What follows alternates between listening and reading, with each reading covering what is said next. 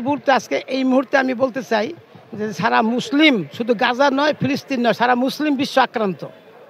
এই আক্রান্ত থেকে সারা বিশ্বের মুসলমানদেরকে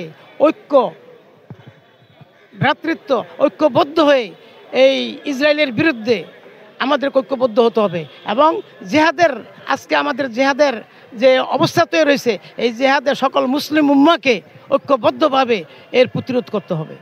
ধরে মুসলমানদের উপরে এইভাবে নির্যাতিত হয়েছে।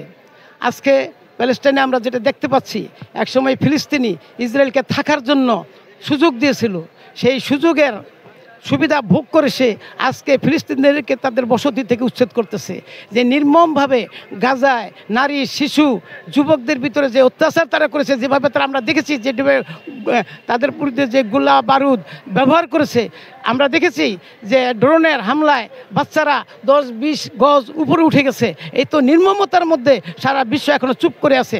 আমি জাতিসংঘকে বলবো এর থেকে ইয়ার জন্য ইসরায়েলের বিরুদ্ধে কঠোরতম ব্যবস্থা গ্রহণ করার জন্য।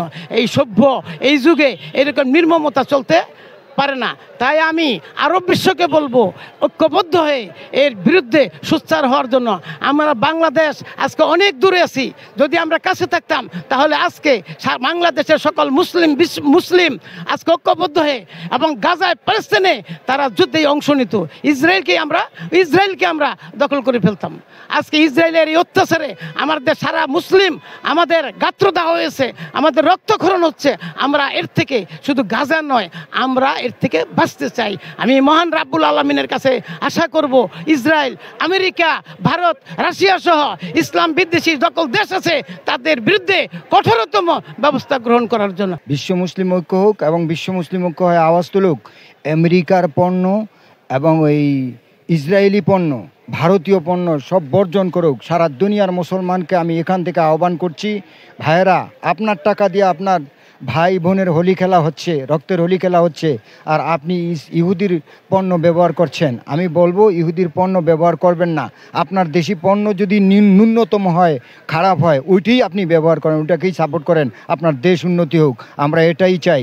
আজ মাসফর গাজা থেকে সারা বিশ্বের মুসলমানকে আহ্বান করছি, আসুন এক কালিমার পতাকা তলে আমাদের ভাই বোনরা আজকে ফিলিস্তিনে যেভাবে হত্যা হচ্ছে, নির্যাতিত হচ্ছে, যাতে আমাদেরকে যেন কেউ আর আঙ্গুল তুলে কথা না বলতে পারে। চলুন আমরা এক কথা তুলে আসি। আমরা হাতিরঝিল বাংলাদেশ শ্রমিক কল্যাণ ফেডারেশন থেকে আসছি। আমরা সৌদি আরবকে আমি এই মুহূর্তে বলতে চাই, ভাই আপনি নিরস্কে বসে থাকেন না, আপনাকেও ধরবে কয়েকদিন পর, কারণ আপনার কাছে কিছুই নাই। আপনার কাছে আছে শুধু এই স্বর্ণ, গ্যাস, তেল, এছাড়া আপনার কোনো পুঁজি নাই।